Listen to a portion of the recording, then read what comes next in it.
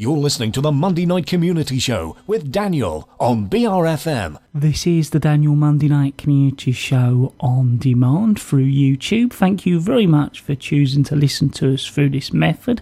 If you'd like to keep up to date with when I add new interviews, then subscribe to this channel. We're next going to be talking to David. We're going to be talking to him all about the Swale Community Leisure. He's the Executive Officer. Firstly, thank you very much for talking to us this evening. Okay, Daniel, well, thank you very much for asking me along. Really pleased, and have to say, after an interesting journey up to the top of the cliffs, which I've never been to before, I arrived here and saw your setup, which I thought was fantastic. So I'm pleased to be involved and be invited to come along to a local radio station and be part of it. I was hoping you could give us a little bit of an introduction, firstly. Sure. Well, my name's Dave Harcourt. I hail originally from Dover. Just a bit about myself first.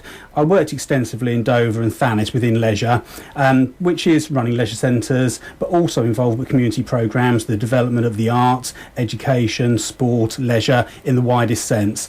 And I brought those experiences and skills to the job which I've now got, based in Swale, working for Swale Community Leisure. I only started about a year ago, so it was a new experience for me coming to the borough, getting to know people both in Sittingbourne, on the Isle of Sheppey, but also Faversham as well. But of course today we're here to talk about the Isle of Sheppey. So I think we're going to cover where is Beachfields and why as well.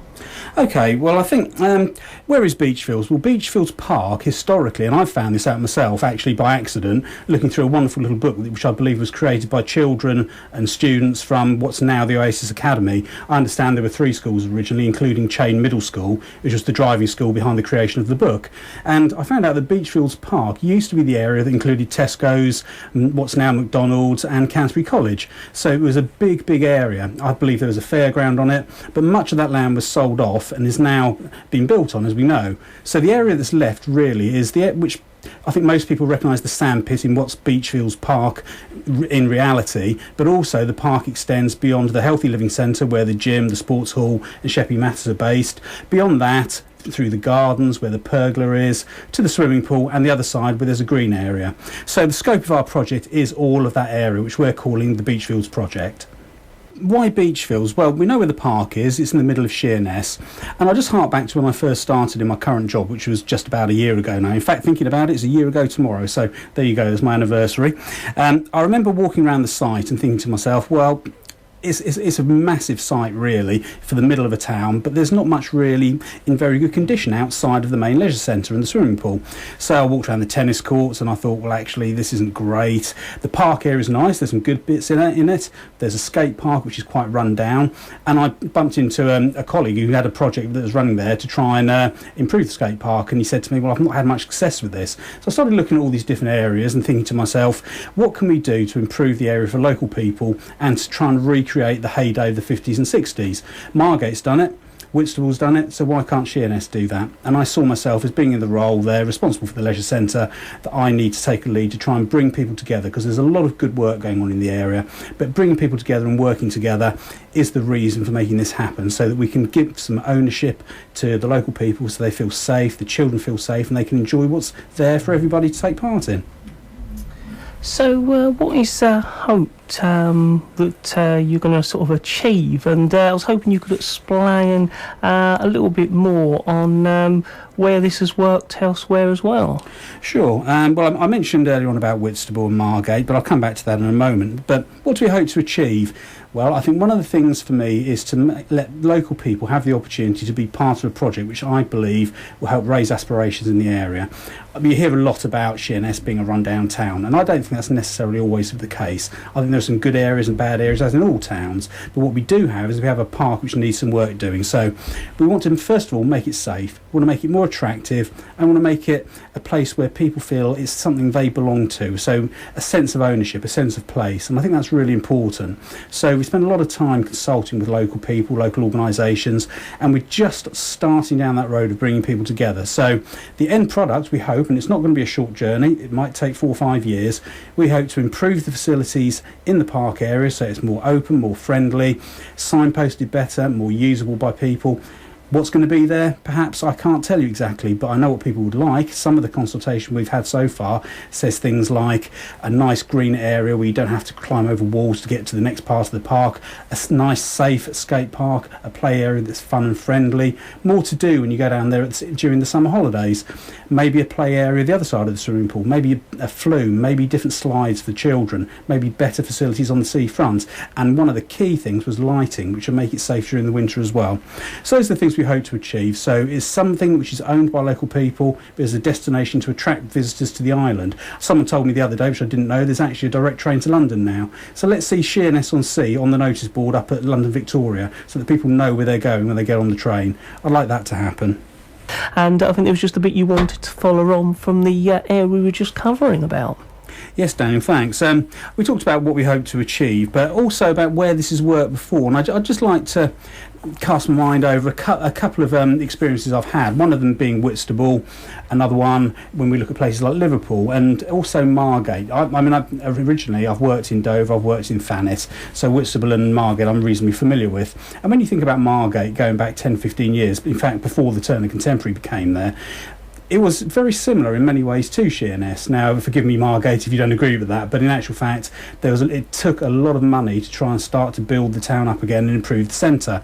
So I think by getting investment companies, organisations that are interested in investing time and effort in bringing Sheerness up and improving the Beachfields project, then I think we can start to have the same sort of effect. So I think it's worth taking those considerations into account. So how did the project start? Okay, well, the project started initially me walking around the site and thinking I've got to do something about this. It really was as simple as that. But then I was approached by a colleague from an organisation which you may well know here locally called Swale, Chris Folds. He asked me if there's anything I can do to help him with one of his aspirations in his charity, which was to improve the skate park. And I said to him, Chris, I think that's a great idea, but actually let's look at the bigger picture. Let's look at the whole of the park rather than just looking at one isolated area. My fear was that if we started working just on the skate park and we developed the skate park, suddenly anything that was alongside it, which was still run down, would attract the wrong type of attention, and maybe the skate park would become vandalised again. The same with improving the tennis courts or the ball court or the park. Let's look at the area as a whole and see what we can do. So that's where it all started. Then beyond there, I started talking to lots of different organisations that have carried out some very good work in the local area, and I thought, well, there's a lot going on here which is worthy of praise, but let's bring people together, and hopefully by working together we can be stronger and maybe make this happen. And at the moment we're talking to Dave, and he's the Executive Officer of Swale Community Leisure, who is actually involved in the project.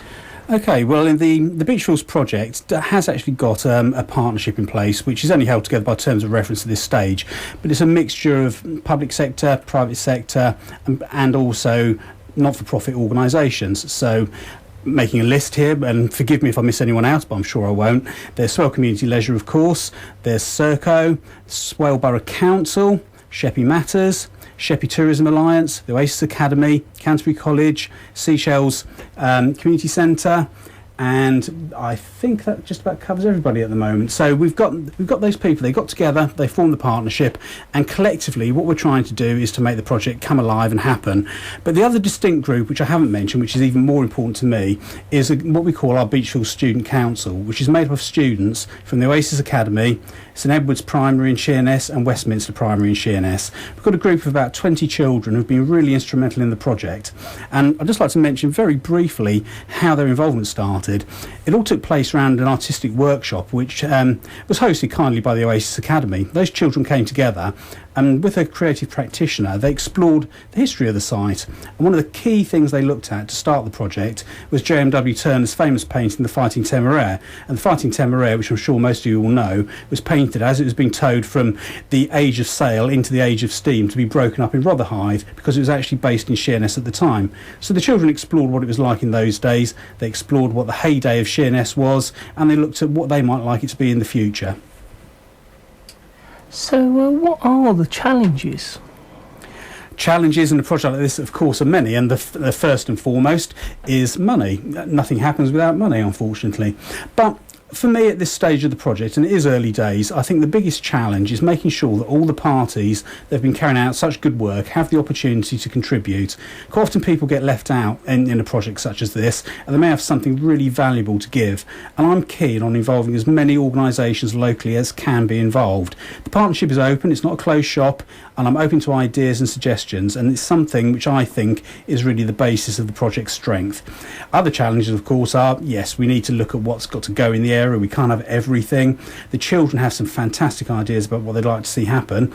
Can all of those ideas come to life and come to fruition? Possibly, possibly not, but we will be limited by a number of factors. Yes, the money, yes, the location, the size of the location, but also I think we've got to be realistic about what can work. And whilst a lot of the site is free at the moment, there may be some activities where people charge. I mean, it's quite open, I think, that if somebody wanted to, say, for instance, open a bistro or something up there, of course they want to sell their food, and that's fantastic.